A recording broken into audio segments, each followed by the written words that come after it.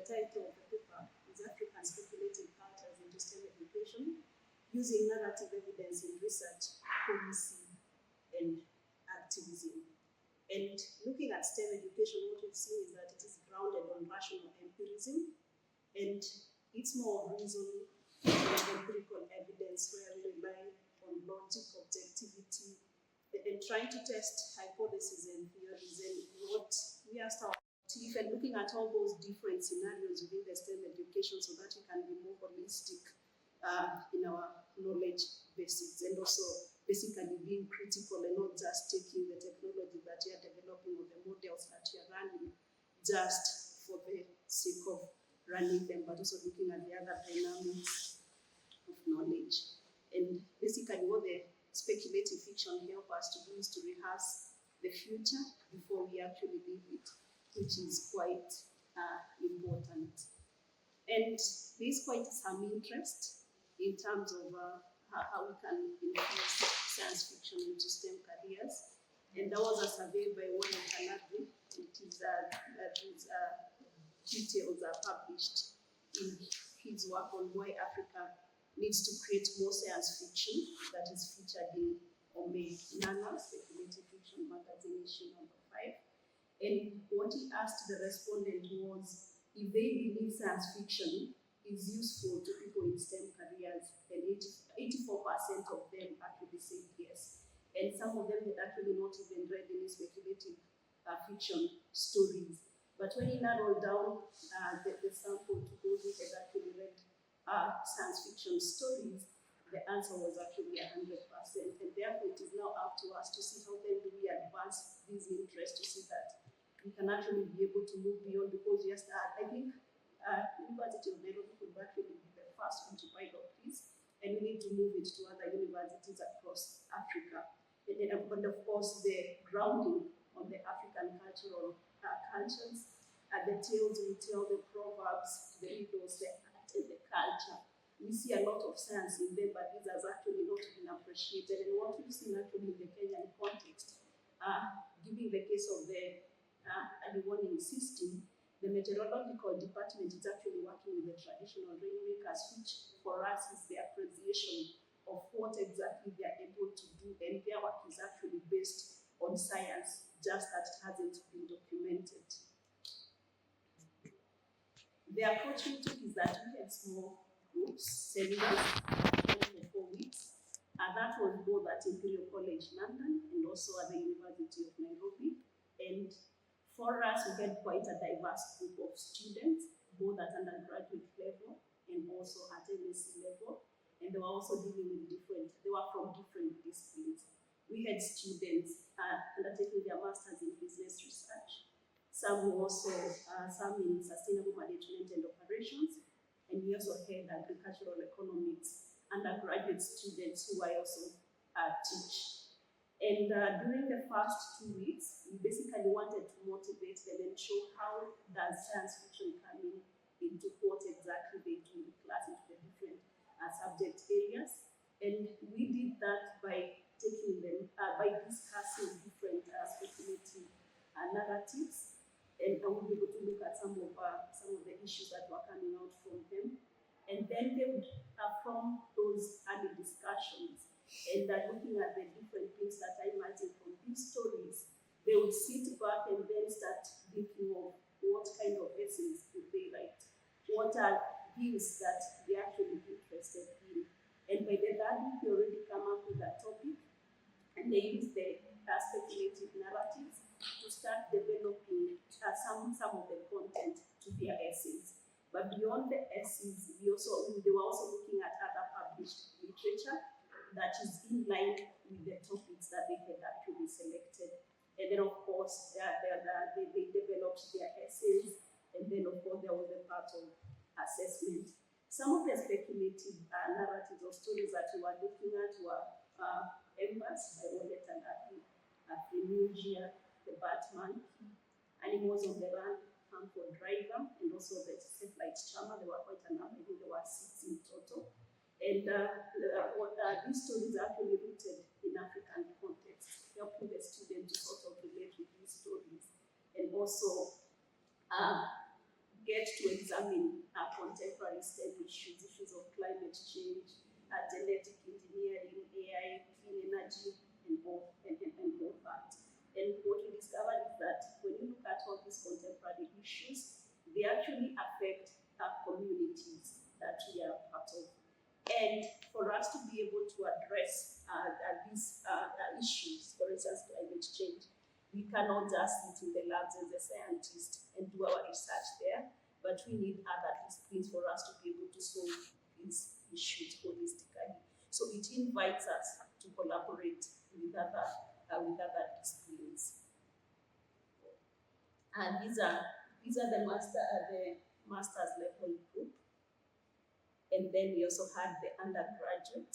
So what we do is that we would share the stories beforehand. They would read the stories, and then you gather and then separate them into the two groups, the master's level students and then the undergraduate students. They would sit down now and interrogate the stories and find what themes are actually emerging from the stories. Of course, we had some guiding questions from the previous group seminars from Imperial College, but we encouraged them to go beyond what was there, to also see whether they are also able to identify things they can actually relate with. For instance, looking at some of the speculative narrative, the Handful Driver,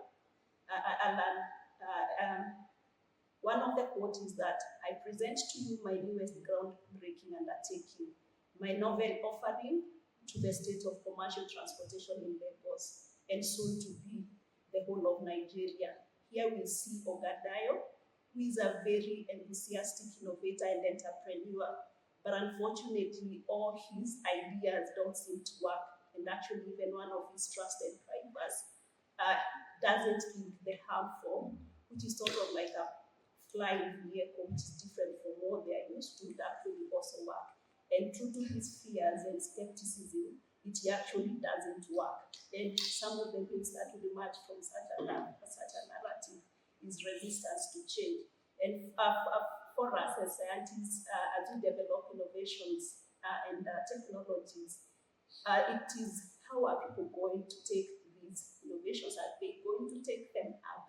And for them to be able to take them up, then they should be able to address their needs, and they need to also perceive them positively. There are, of course, issues of blind optimism, issues of entrepreneurial trap. And here we see Ogadayo, his innovation, the harmful is more of a technological speculation rather than a genuine innovation that would actually address the transport issues in Lagos. And then, of course, they try to adapt this technology to sort of look like what is there locally, by those adaptations also don't really seem to work. And of course, the supportive infrastructure, and therefore we are able to interrogate such a narrative and be able to ask ourselves so many questions and get to the depth of it, which is quite important. For the embers, it's about unjust energy transitions. It features the Kawashida cells, which they refer as one solution to many problems, which is what every climate scientist wants, but it results in loss of livelihoods, and dreams are actually shattered when we look at the protagonists there who work in that particular case. And we ask ourselves, as we transition to green economies, as we are doing, are they just in terms of equity? Are communities involved? Or are we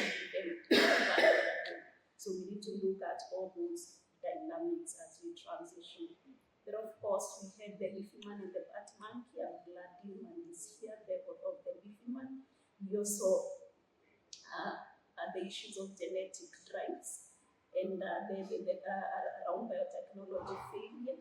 And here the story was featuring Japia, and one of the quotes is that they had enough water, a red brick house with green iron sheet roofing stood at the edge of the orchard. It belonged to a wealthy farmer of butter who owned an acre of oranges. His family had fled the morning wisdom, which is now the mutated Anopheles mosquito attacked, not knowing that the best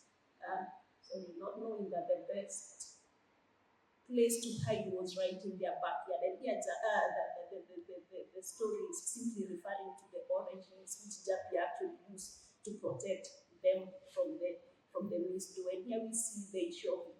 indigenous knowledge, and what came as we were discussing is what is the place of indigenous knowledge in modern day science.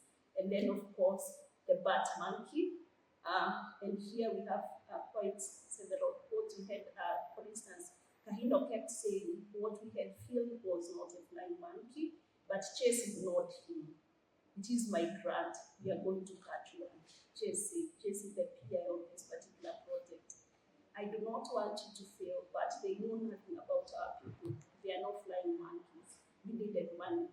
Without guards and rights, poachers will destroy everything. And this is Kahindo talking to Myers in absence, of course, of Chase and another team member that was with them. And for Kahindo, who is the conservator, his interest was actually now to protect the wild animals from poachers and all that. But we see Chase is chasing popularity, and therefore what we see is ideological differences in collaborative research between global north and south. This is what we encounter every day as researchers.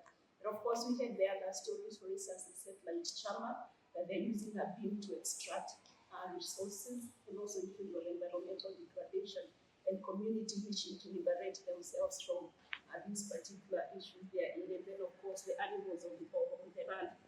Of course, the title basically tells us how the humans have actually invaded their habitats, and that is why the animals are out there.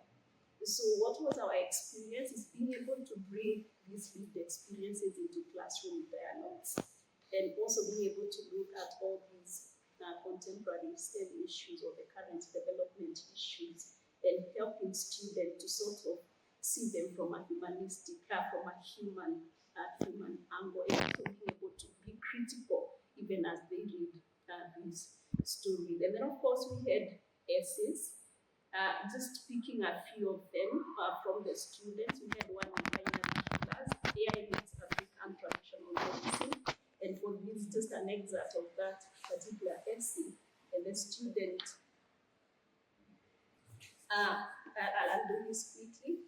Two fiction narratives explore how artificial intelligence is used as a source of healthcare innovation in different ways, as it is intertwined with traditional African medicine.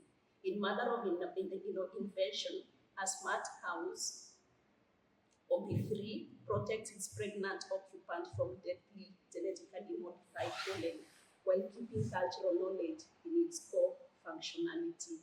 And of course, this particular student sort of looked also at the human and how it brings about the traditional medicine, and it's trying to see how then we can sort of integrate the two. And then, of course, we had another one that was looking at balance between innovation and ecology. And the story was based on the Afri-Museum and the Mami Waterworks by Russell Nichols. And we've already looked at this, and let me skip this because of time. But let me address the issues of misconceptions about infusing applied science fiction into STEM. And there's that feeling that we then possibly moving from being objective to subjective and losing the scientific rigor, but we are not, because what applied science fiction is doing is deepening our understanding through a systems thinking, where we are able to look at all the different issues and also the issues of interdisciplinarity. That, of course, not being applicable, but we see that it is quite relevant, and we are able, among many other things, to anticipate the future, and therefore, as we sit back, we're able to prepare better for that. And the time goes straight, and we are saying you don't have to start with all the stories like we did, even just one story for one particular course, possibly that is more relevant would be a good starting point. And then, of course, the lessons. One of the key challenge we have is that when it comes to assessing the students, most often we assess them, and the grading is sort of forms part of their end of semester marks. But for this case, it was a bit of a challenge, and therefore we saw a bit of laxity, especially from the students, because they knew they wouldn't be assessed. So sort of having even some of these lessons form part of the assessments then would be very important.